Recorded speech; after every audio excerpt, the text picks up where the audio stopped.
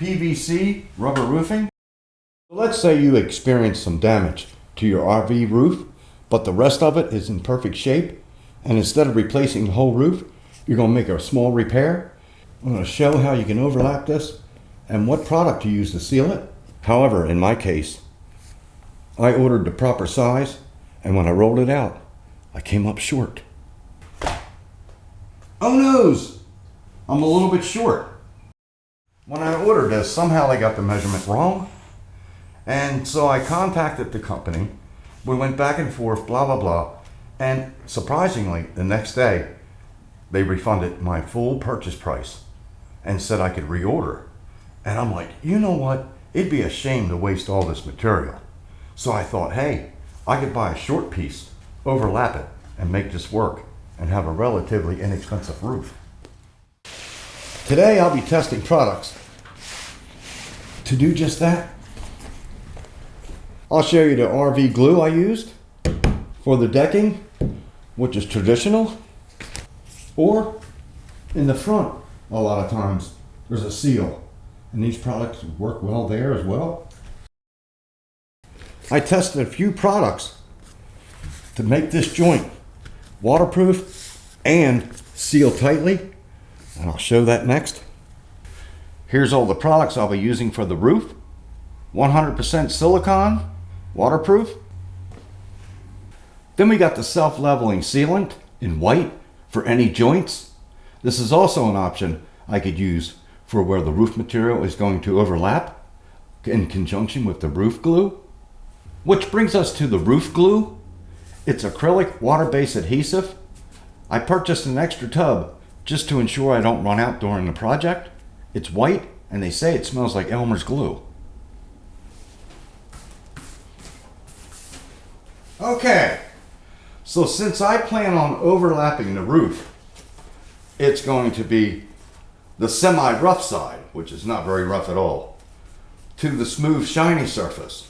So I want to glue this onto here before ordering that short piece to make sure it's going to adhere, which I've already done, and it's right here. So what I did, I glued this piece to this piece, and then this piece to the wood.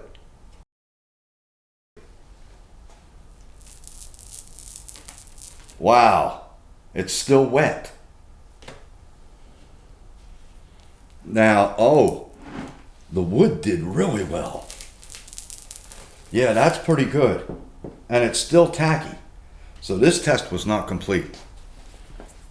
All right, so this is 3 days later. Gave it ample time.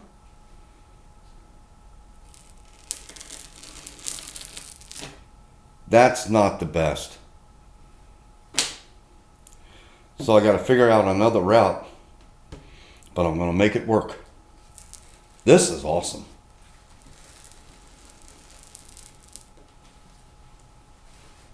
Apparently what's happening, it's not a porous surface and it's waterproof, so it cannot dry. Maybe silicone would work. 100% silicone.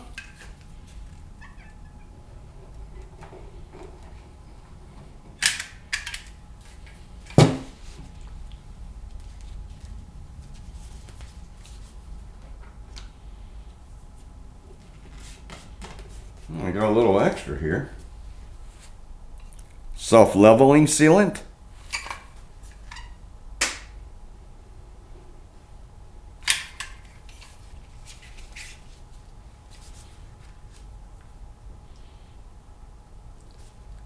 Guess I should leave a lip for pulling purposes. Tight bond, heavy duty.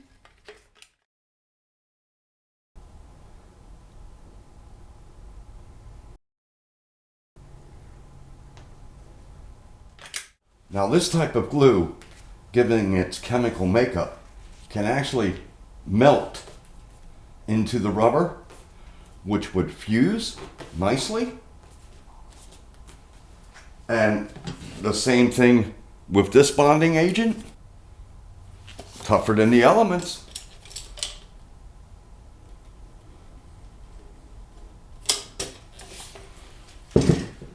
Now there is such a thing called gassing off, where you put it down, lift it up, and you gas it off.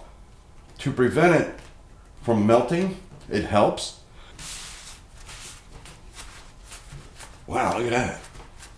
So it's going to create a lump, but that's fine as long as it's bonded. As long as water can't go through, we'd be good. So I'll put a little weight on there, come back in a couple days. 2-day lapse, tougher than the elements.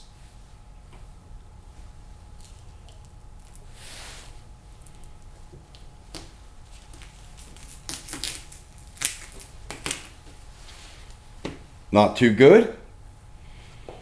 Tight bond, heavy duty. That's pretty good. Oh yeah. Tight bond wins so far. Look at this. That's perfect. That, wow. Okay, so that's a win. And then self-leveling sealant isn't. Wow. Clear winner. Self-leveling sealant. Fail. 100% silicone. Fail. So tight bond is the winner, and that's what I'll be using. And then this is the roof glue. And of course the roof glue is totally awesome. Provided it lays flat on the sheathing.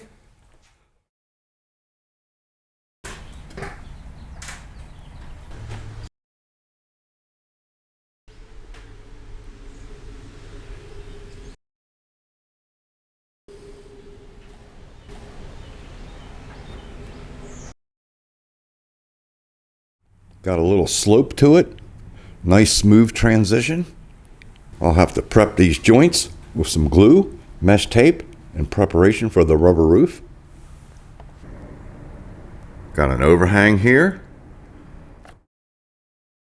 Ventilation strip. Roof trim. I'd like to thank everyone for watching. Hope this has helped someone. I'll put a link to all the products I use in the description. And if you'd like to watch the full roof install, I'll provide a link right here, over there,